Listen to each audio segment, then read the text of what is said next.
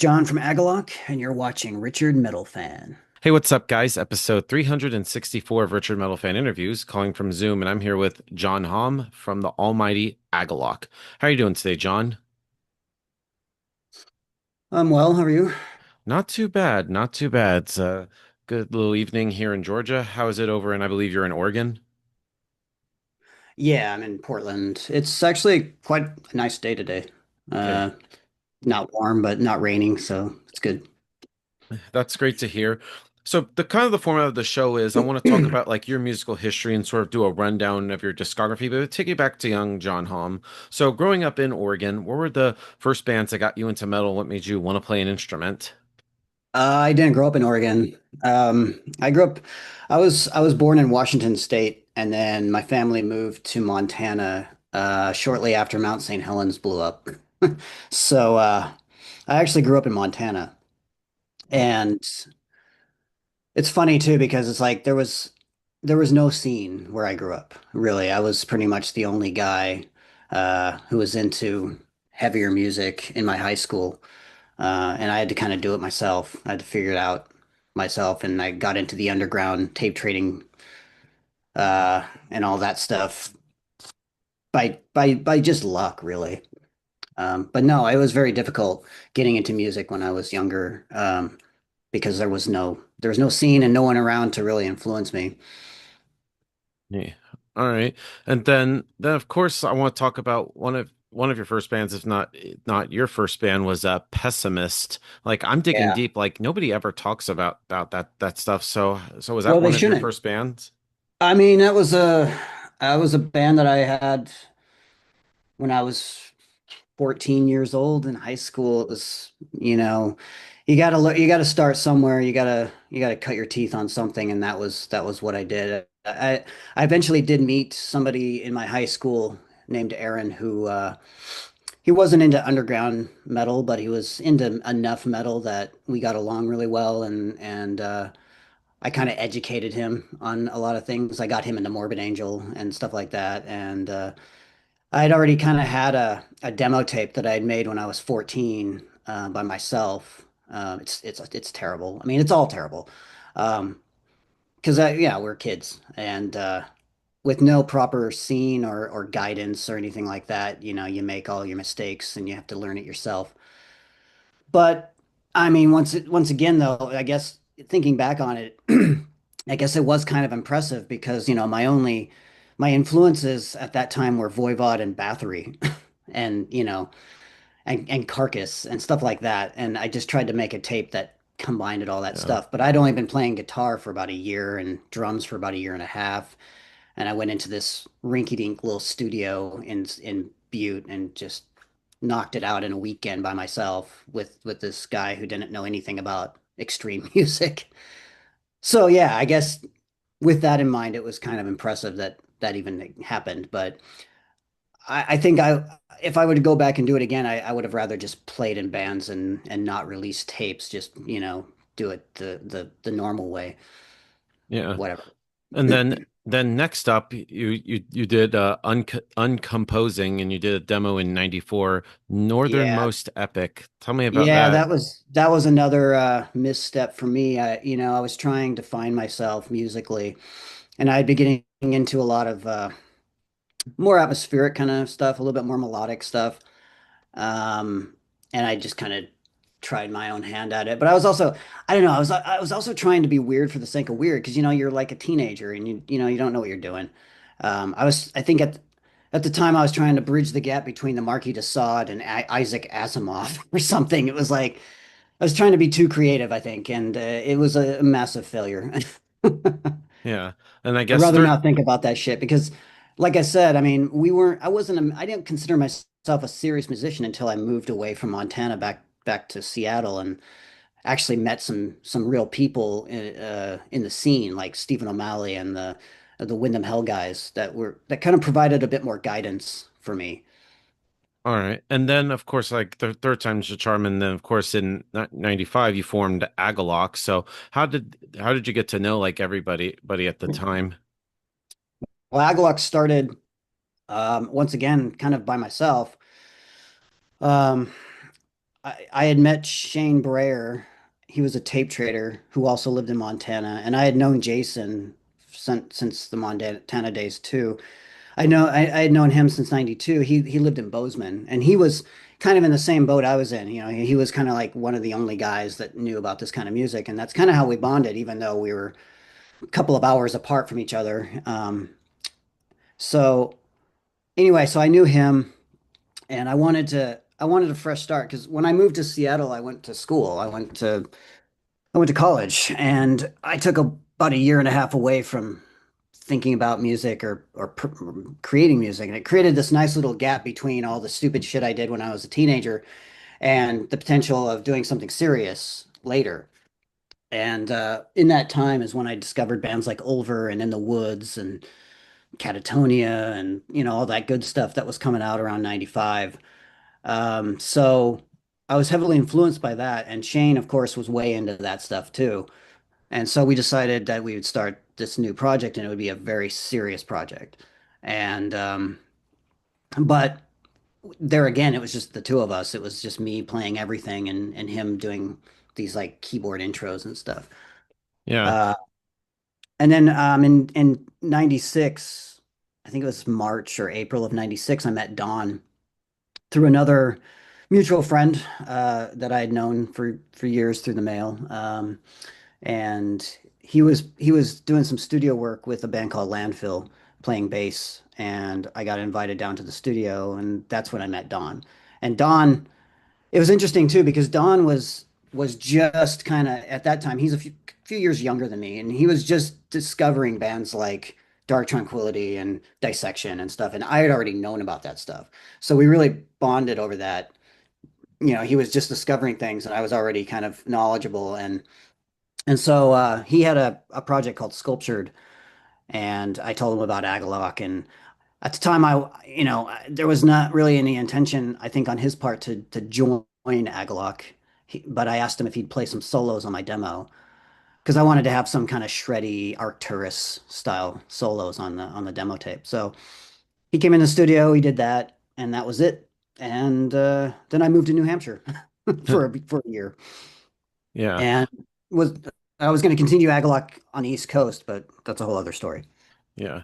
Yeah. Then of course you put out some demos and then you got signed to your first label, the first label, The End Records. So how did they find Agalloch? Mm, it's an interesting story. So I had sent, from which is this oak, I had sent it to several labels, mainly labels like Prophecy, Misanthropy, Candlelight, those kind of labels were the labels I wanted to work with. And the End Records was a brand new label that had just kind of started signing bands. I think when I had heard of them, they only had three bands on their roster, and they had just signed Sculptured, and they also signed the band of another friend of mine, Scott, who played in a band called Scolomans. And I don't know, Don told me about the label, and I just didn't take it seriously because it was such a new label, and they didn't have the image that I wanted to be associated with the label. I found them to be very generic. I mean, it makes me sound like an asshole, but they just if you look at their first compilation CD, it just the graphics on it are just blah. It's like a skull and a guitar. It's just so stupid, and I just didn't want to be a part of that. So I avoided the end. And then a couple of labels got back to me about from which of this oak. They wanted to hear more stuff. They said it had potential, but they wanted to hear more. So when I came back to Oregon from New Hampshire, Jason joined Agalloch, and so we were a four-piece at that point, and we started working on some of these newer songs that I had been writing while I was away. And we went in the studio and just did a promo tape instead of we were going to do a second demo, but we decided instead to just do a promo tape for these labels specifically. And so we did that. I sent those out to those labels. Prophecy wasn't interested. Iban wasn't interested. Misanthropy Records was going out of business. And so, yeah, I didn't know what we were going to do. And then Don, without me knowing, sent his copy to the end. and the end loved it, and you know, called him up and said, "Hey, I want to sign Agalloch. Who do I talk to?" And Don gave him my number, and he called me and said, "Hey, Andreas wants to sign Agalloch," and I was like, "Fuck that," you know. I was like, "No, absolutely not. I don't want to work with this fucking generic label." So and so Don just, Don's got this way of kind of, talking to me. It's like, And hey, dude, dude, just trust me. yeah, he was just like, maybe you should call him. Here's his number. You can voice your concerns with him and maybe you guys can work something out. And so I did. And in fact, it was on my birthday in 1998. I called him and we talked. And, you know, I wasn't totally convinced that the label was going to be anything, but he gave us full control of everything and he gave us a pretty good budget. And I was like, all right, what the hell, maybe we could just do a one album deal and then just put out the album and then maybe shop that album to another label, like bands would do back then. Plus also at the time I was already talking to a label, Iron Fist Productions in Sweden, about doing a 7-inch because I come from that old school of, you put out a couple of demos and then maybe you get a 7-inch deal and then maybe that turns into an album deal, that kind of progression. But anyway, the 7-inch deal fell through anyway. So yeah, we signed to the end, and yeah, we recorded Pale Folklore, and yeah, that one. And when it came out, I was actually really unsatisfied with the way that it turned out because they, I think the end was trying to create an image, like a label image, and the designer that they had was sort of perpetuating that, and it didn't really jive with my vision that I had. So I had to kind of compromise in that way, and I regretted it. And so, you know, I that was my one sort of mark against the end. I was like, well, the album, it's good. It turned out pretty good. It looks like shit, but maybe we can fix that later on another label release or something. Anyway, so yeah, I don't know what else you want me to say about it. Yeah, I mean, I personally like it. I think it's a very underrated like debut album. Like, well, of course, I love like the three-parter "She Painted Fire Across the Skyline." I think that's a very great, like epic song that Agalloch has done. I consider it like a masterpiece in my opinion. Like, where did that idea come to me to make like a three-part song? It just blends into one another. Um, well, yeah. I mean, when we signed to the end, we had pretty much all this. We had more or less the album done or like written. That was the last song to be written on the album, and I don't know why. I just thought it'd be cool to open with this epic, like 15-minute long track. Pretty bold Must have been the In the move. Woods. Well, I mean, it was similar to what In the Woods would do. So, but the problem is I don't think the song was quite finished when we went into the studio, and I don't know. We did some spontaneous stuff on it that I wish we would have maybe spent more time on. Because that song just to this day doesn't feel finished. It feels like a work in progress instead of a finished song. But meh. Yeah, but then I know in going into 2001, you did sort of the EP of Stone, Wind, and Pillar. I like it Right. because anytime when a band does like an EP, I feel like it's kind of like a appetizer or sort of like a trailer for the next like full length album. Like so was that would you consider that kind of like a preview of what you would eventually work on before you started with the Mantle? Well, the thing about that was that material was recorded for that 7-inch that never happened. And so we had this material kicking around, and we'd put out Pale Folklore, and I was like, all right, we made our album for this fucking label, The End. Now I'm gonna, but I was like looking into maybe finding another label already, I had been talking to Bindrune, and Marty at the time, and I thought, it's like maybe we could put out the 7-inch material and some extra stuff on Bindrune, and Andreas got wind of that and called me up, and he was just like, hey. If I give you more control of the graphic side of things and all this, can we put it out? And I was just, and he also was throwing money at us to record some more material for it. And so I was like, all right. And then so when that came out, I was actually really impressed with it. I thought that CD that it looked really good. It actually flowed really well for it being just kind of various songs and older songs. And so when it came back around to renewing our contract with the end, I was actually on good terms with it. I was like, okay, the label had grown a little bit by then, and so I was like, okay, maybe things are going to work out with this label because at that point they had the Gathering. I think they had released an Over soundtrack or something. I mean, so it was like I could see that the label was growing. So I was like, all right, all right. So Yeah, we it's got signed its for shit together. yeah, so we signed for another two albums, and that's where the Mantle came around. Yeah, But the thing with the Mantle though, and of Snow Wind and Pillar was that the bridge between those two releases was the Soul Victus cover. yeah. And that was kind of a test because we also used that cover as a test to try a different studio out, which was the studio we used for the Mantle. So it was a nice bridge. Yeah.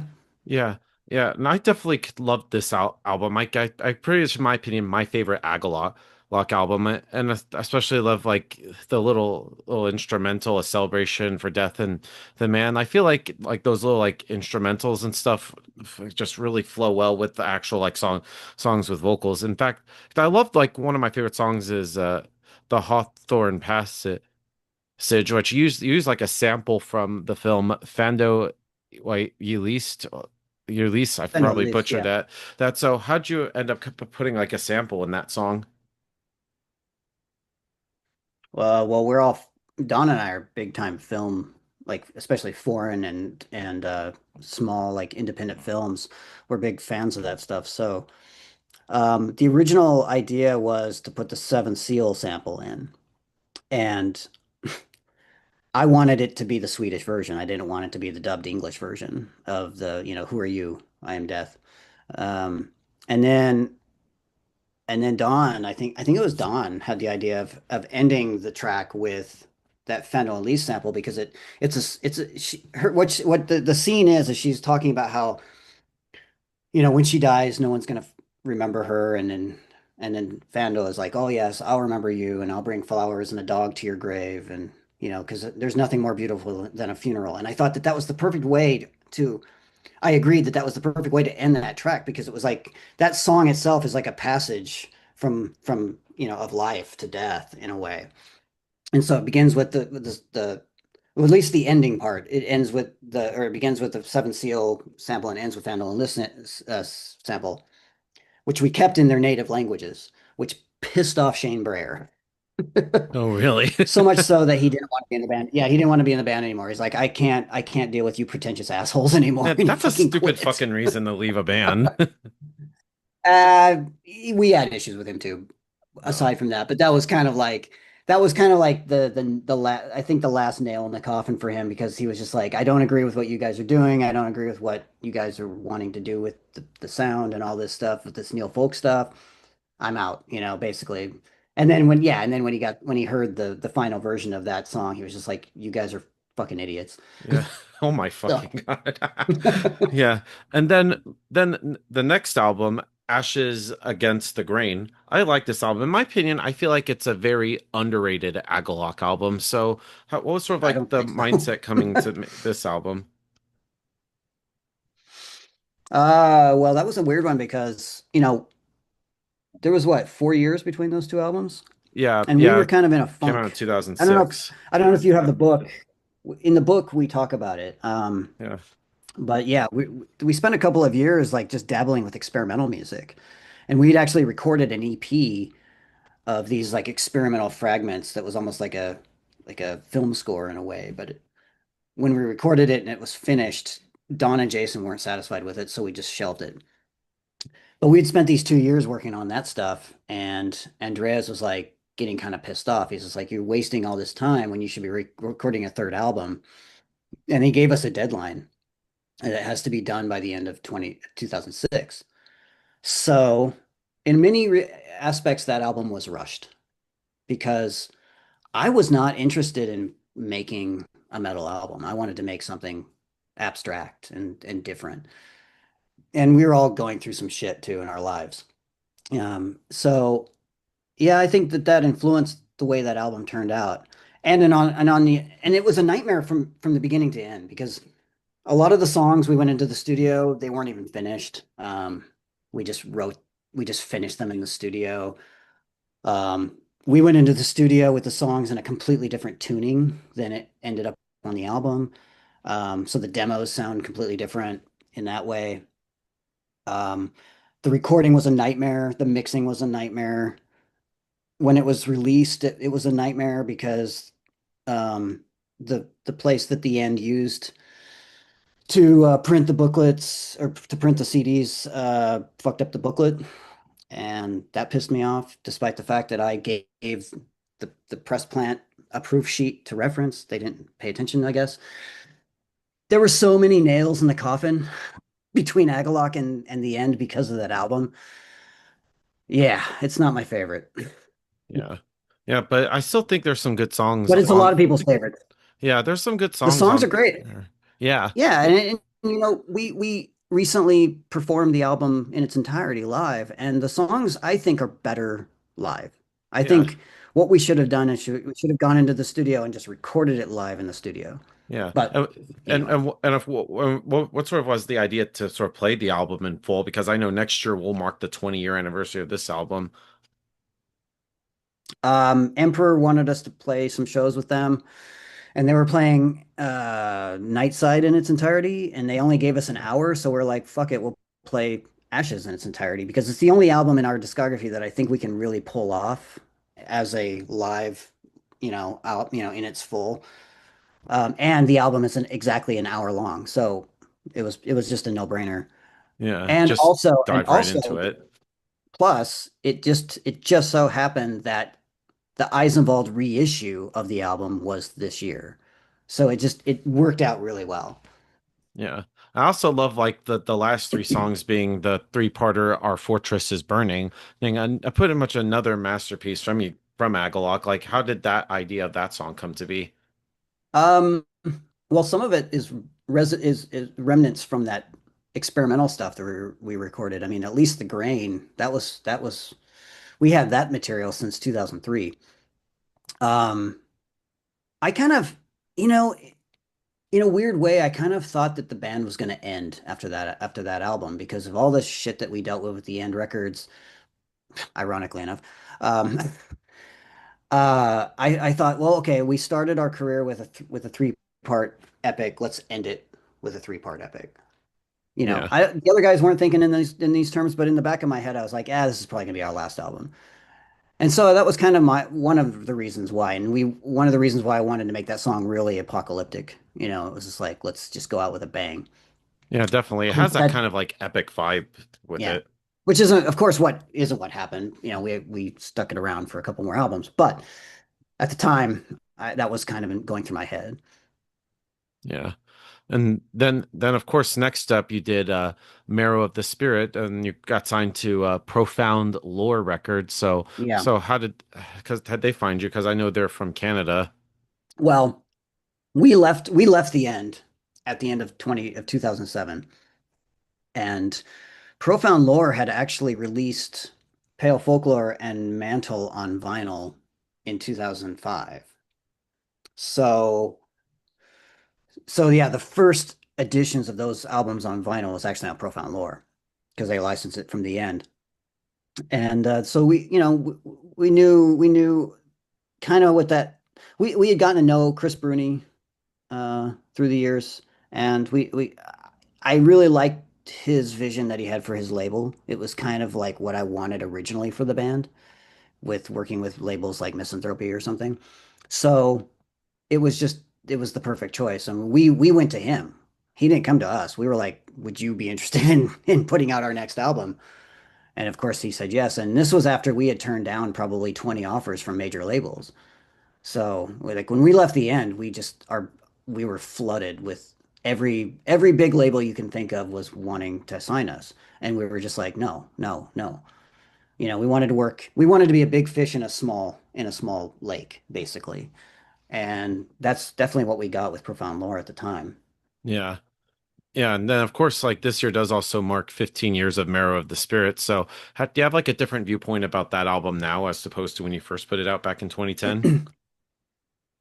Yeah, I think the material on that album is probably the strongest that the band has ever done. The material, the writing, the songs. I think the production was a misstep because we were so annoyed at the sterile production of Ashes Against the Grain. We wanted to kind of rally against that, and I think we went a little bit too far with the sort of lo-fi production. Because we when we went into the studio, we went into a totally different studio for that album, and we worked with a member of the German krautrock band Faust as the producer, and our whole thing was, what would it sound like if a black metal band released an album in 1970? Unfortunately, that's the result we got.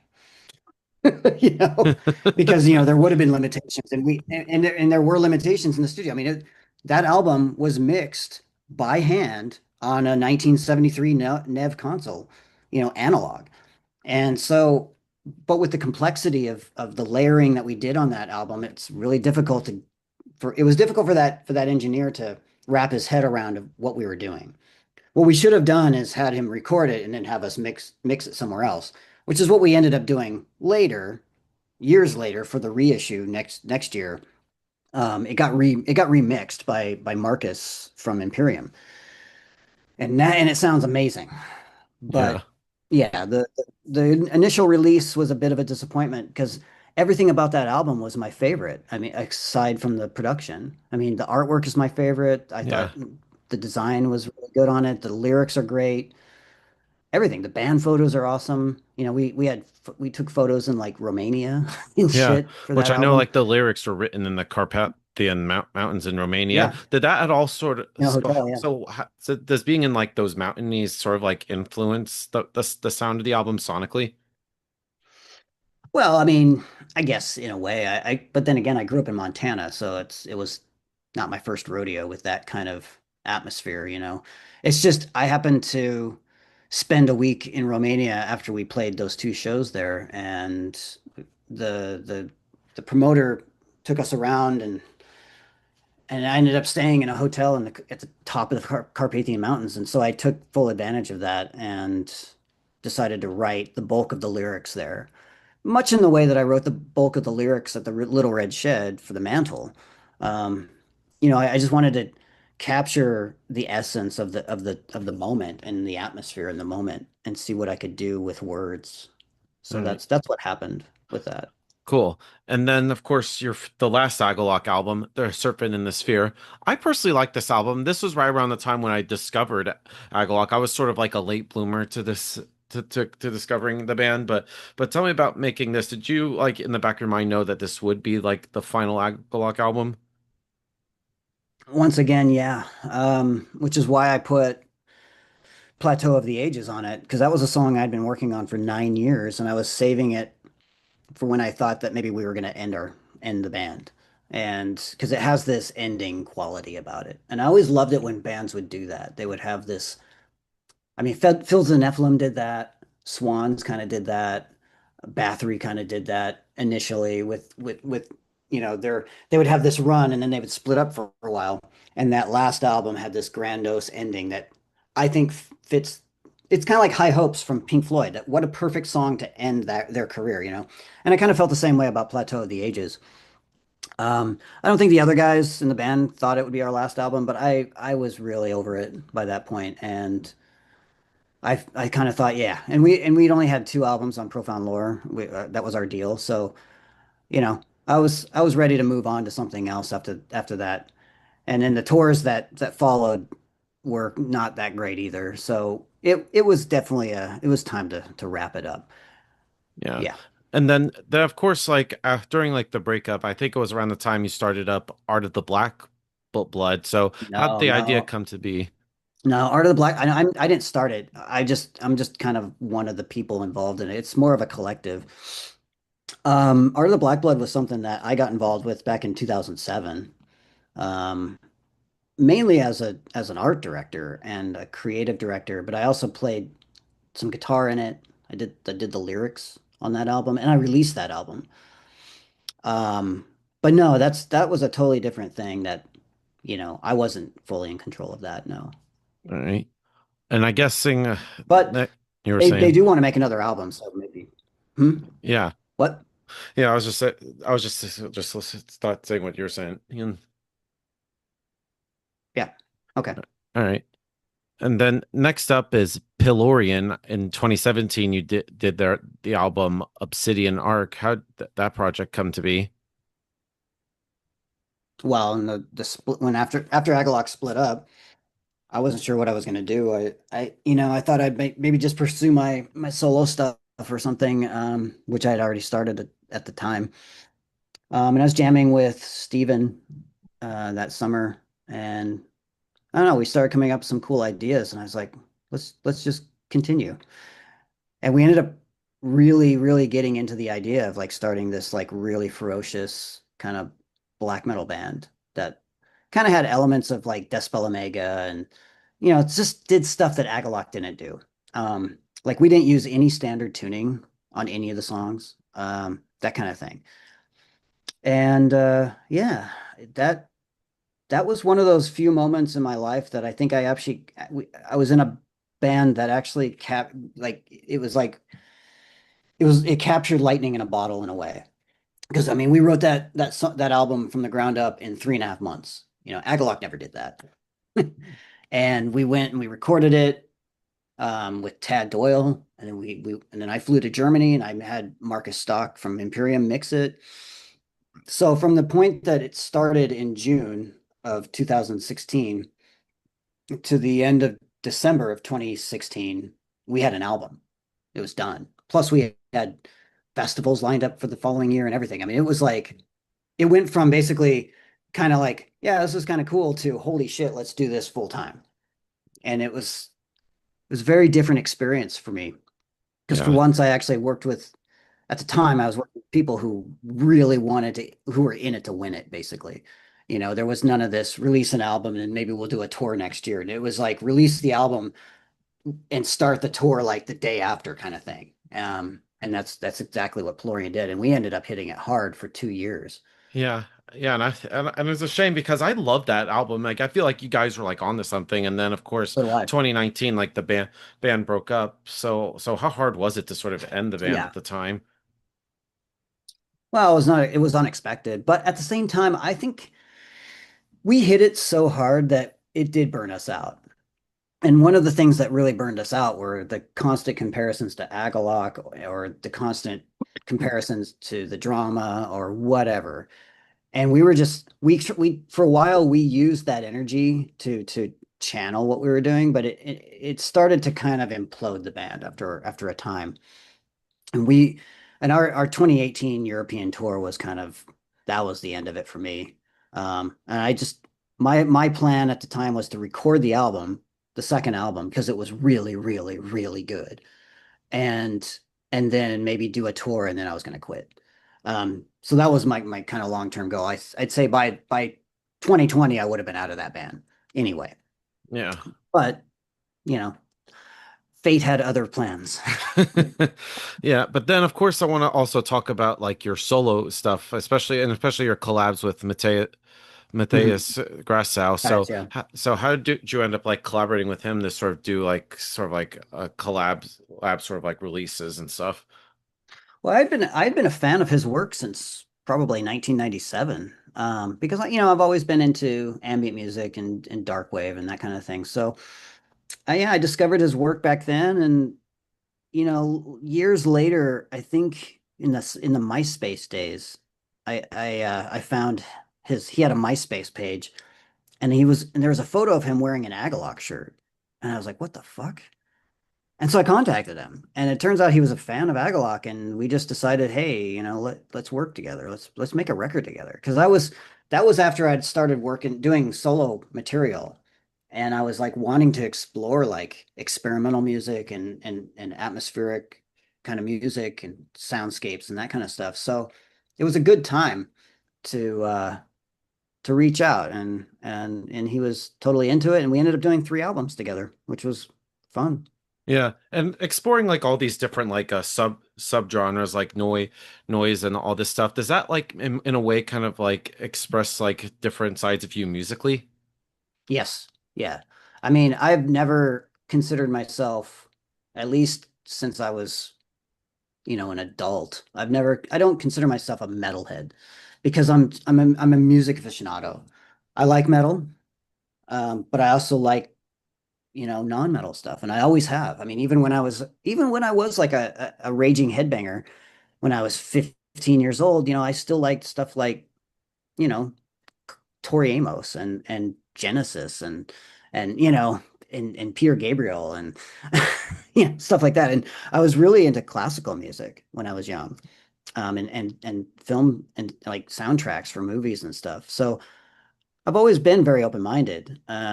It's just it took a while for me to kind of dip my toe into actually creating that kind of music. And a lot of I give a lot of thanks to Daniel Menchie for pushing me towards that too.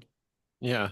Yeah, and I know you also are a multi-instrumentalist. You do vocals, you do guitar, you do bass, you do drums. Like with playing all the different like Piano too. and piano too. Oh Yeah. wow. That's an answer there. But with playing like all these instruments, kind of similar to the last question, like do you find like you're able to express also like different sides of you creatively when playing like different instruments and stuff? Yeah, in fact, I really love playing piano. I mean, I'm not like a good pianist, but I can play like sparse atmospheric stuff and make it work with music that I'm working on. Um, but I really love like exploring like synthesizer music and that kind of thing. Not so much like dungeon synth, but just like cosmic kind of stuff. And I think that's what led me to working with Matthias as well, because that is his or was his main style. Nice. Nice. So Yeah. are you still gonna do more stuff with Mateus? No, he died. Oh shit. Oh shit, I'm way out of the He loop. died yeah, he died August 13th this year. He Wow. drowned. Oh shit. Damn. Yeah. Damn. So then of And what's course, ironic is I was about to reach out to him because I found out literally the day before Agalloch was to play a show here in Portland, and so I was not in the mindset to even think about it. I was just like I heard about it and I was like kind of in shock, but I had to play these shows or play this show with Agalloch and my solo the same the night after that. So later on, I was able to kind of come to terms with it. I emailed his wife or his widow. And yeah, I'm still in disbelief, She sent a photo of his grave, and I'm just like, I can't believe this. I've stayed at his house, I've traveled with him. It's really just unfortunate. yeah. But yeah, I wanted to actually work on some of the material that he gave me in 2016 and maybe make another record. So I don't know. With his widow's blessing, I would like to maybe put together a tribute, like use that material and make an album that's kind of in tribute to him. But we'll see. Yeah. And still on the subject of your solo material, like how different of a mind frame is it to like working solo versus like being in a band like Agalloch? Like I'm sure with being a solo doing stuff solo, it's like more pressure because it's more on you. No, it's easier because I started off kind of as a solo musician. I mean, I recorded my first demo tape back in 1991 by myself. So, you know, it's kind of more the more natural thing for me. And although I do like working as a team with other people, I especially like working with musicians who are technically better than I am, because you learn stuff and the possibilities are beyond what I could do. But there's also a nice freedom in doing it yourself and just, I don't have to work with someone else's schedule to say go do a tour or something if I get an offer. Playing in a band is much more, especially as you get older and people have responsibilities, it's a much harder thing to do, You you have to know. make sure you're all like on the same wavelength. Yeah, and often people aren't because people change, people have stuff that happens and stuff. So with my solo stuff, it's great because it's just me. I'm in full control of what I do, and if I don't want to play a show, I don't have to. If I want to, I will. Yeah, it's great. All right. And then kind of jumping into 2023, of course, Agalloch had reunited. So what made you how'd the band like get back together and stuff? Well, um, between 2019 and 2021, Don and I had kind of rekindled our friendship over the course of a couple of years, and it took Jason a little longer because Jason's Jason. But no, it just, and we always had to hang out, or no, we always had to deal with like business stuff. And oftentimes we would hang out, at least Don and I would hang out and go over business stuff with like reissues or, you know, merchandise, whatever. And I would often like in 2020, was it 2021 or 2022 is when I started working on the Pale Folklore reissues that Eisenwald was doing. And so I would bring my computer over to Don's and show him what kind of the updates of what was going on. And, we'd have some drinks and whatnot. And eventually Jason joined us in these ventures and we just became, it was like it was back in 1996. We were just three friends playing, who had, musical interests. We had stuff going on because each of us have our own projects. And, so he would tell me about, what he's doing with sculpture. I would tell them about what I'm doing with my solo stuff. Jason's got snares of sickness, or snares of sixes and moonbladder and that kind of stuff. So we would have things to talk about and we would have some drinks and whatnot. But eventually, the thing that I have to stress is that COVID is largely responsible for bringing Agalloch back Yeah, as a because band. I know other sides like it really like fucked up the music industry. So I there's always know, I that. know, I know, but COVID for us was the biggest reason because we missed playing live. We missed, doing music the way we used to do. And COVID, for at least here in Portland, it was like 2 years where nothing was happening. And I think one time it was like, yeah, it was 2020. I think it was 2022. We were having some drinks and I just mentioned that I miss playing live and I would, if Agalloch wanted to do a reunion show, I'd be down. And Don was shocked. Like he was just shocked that I'd even say that. And so yeah, so we started looking for a drummer and we decided, yeah, let's do it. And it's the best time to do anything is when you don't have to. So let's have no pressure and just have fun with it. And that's what we did. Yeah. And then And of you course, once that got out, because Prophecy Productions, they released the Karada album. And so Don was always in contact with the main guy from Prophecy. And they kept saying, hey, what would it cost? What would it take for us to convince Agalloch to play Prophecy Fest? And for years, Don was like, it's not going to happen. And then he asked again, and Don was like, well, you know what? We actually might be able to do it. So we did. And we decided that that would be a great show to come back with. yeah. Yeah. And were you like nervous at all with that Um, first show back? it's interesting. I don't get nervous at shows, but the problem was we were the headliner. And we sound checked at 9 in the morning. So the whole day we were at that cave, the whole day watching all the bands play before us, waiting around, eating sandwiches, drinking beers, hanging out with bands, just, backstage, hobnobbing with fans at the cave in the cave. And it got to a point where we were getting tired of just waiting. And for some reason, it was that sort of hurry up and wait kind of thing, but it was wait and then hurry up because when who was it that played before us? Dark Her, I think was the band that played right before us. They finished, and then suddenly it was like, oh shit, we gotta play. And I like put on my blazer, and I grabbed my guitar, and I ran to the back of the stage because they were doing the changeover. And that's when I got really nervous. I don't know, it just hit me like a brick. I think I was because I was tired. I'd been bored all day. And then suddenly, oh fuck, we have to do this thing that's so anticipated in this really crazy environment. that I kind of like I had to take a moment and just sort of like brace myself because yeah, it had caught up with me. But typically I don't get nervous. But that night I did. Yeah. Yeah. Yeah. And how was like the crowd response to that show where they're all like, yeah, yeah, you guys are back.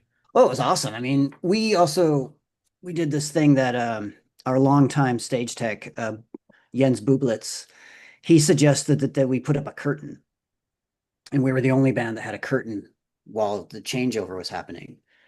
And then he was like, and then and he asked me like, what song are you going to start with? And I said, well, we'll start with Limbs. And he was like, oh, perfect, because he had toured with us. He'd done made several tours with us, so he knew our stuff. And he's like, oh, okay, well, when you go ka ka ka and start the song, we'll drop the curtain.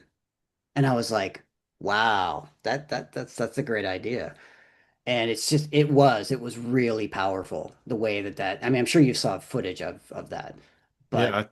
even standing on the stage during the intro to Limb or the intro, the loop, we had the fog machine going. It was dark on stage. We had the curtain in front of us, and we're ready.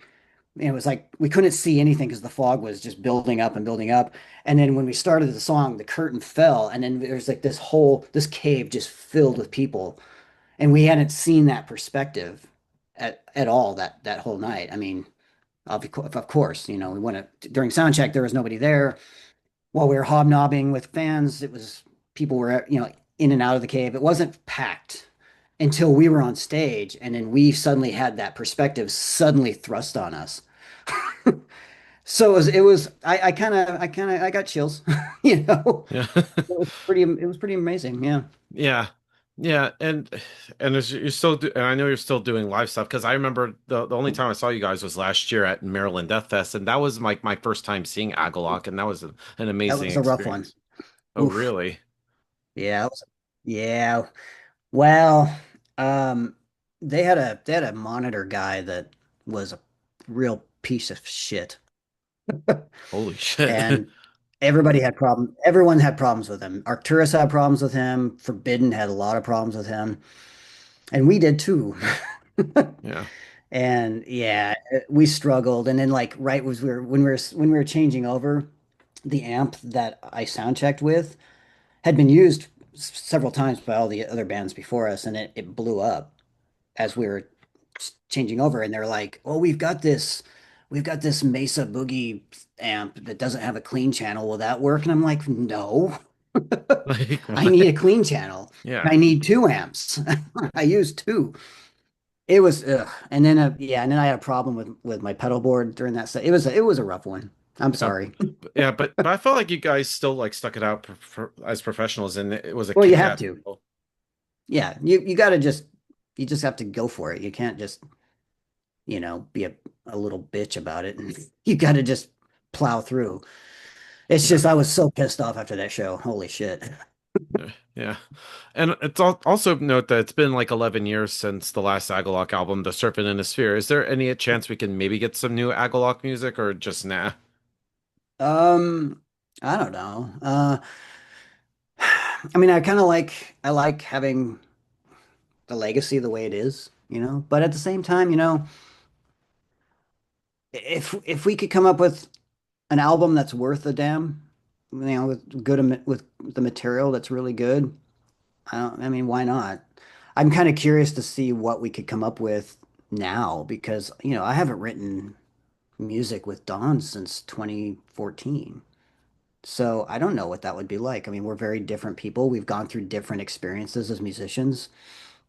Um, yeah, I wrote a song. I actually demoed an 8-minute track and I gave it to them last year, and nothing really came of it. So I don't know.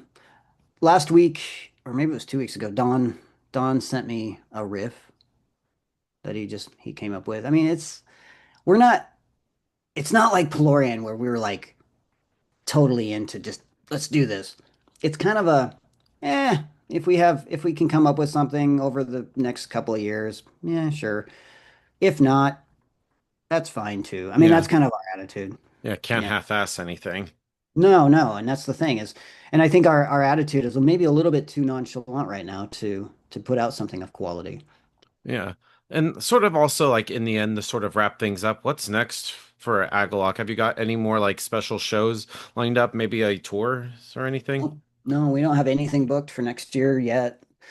We have some conversations that we're having about potential shows we might play in the States and in Europe, but I mean, nothing's planned. I mean, my solo stuff, I have a festival planned for my solo project next year that I'll be playing. But Agalloch, uh, I mean, I'd be fine if we didn't do anything next year. I mean, you take a year off. I think a lot of people assume that we were gonna play Prophecy and then that was it, that wasn't the case. I mean, we were always gonna play, like our whole thing was let's play a couple of shows a year just to keep it out of our system. We're musicians after all. But we also have lives, we have jobs, we have families, we have all kinds of responsibilities that make it very difficult to do like touring or that kind of thing. So let's just do what we can. And, people will just have to accept that, you know. Yeah. Um, but yeah, I would really love to do a tour for my solo project again, because I haven't done any touring for that since 2016. So, and I've got what, three albums out now, and so I've got plenty of material to do that. Yeah. As for Agalloch, who knows? Yeah. But We just, thank we thank just you. play it by ear. Yeah, but thank you, John, for this conversation. It was great to be able to chat with you today. There's just No, any thank you. final words you want to say to the viewers that are watching this to close this out? Just thanks for your continued support over the years, and hopefully we'll play your town someday, and maybe we'll put out something. Hopefully, Yeah. maybe. So everybody, John from Agalloch and Solo Stuff, we'll see you next time.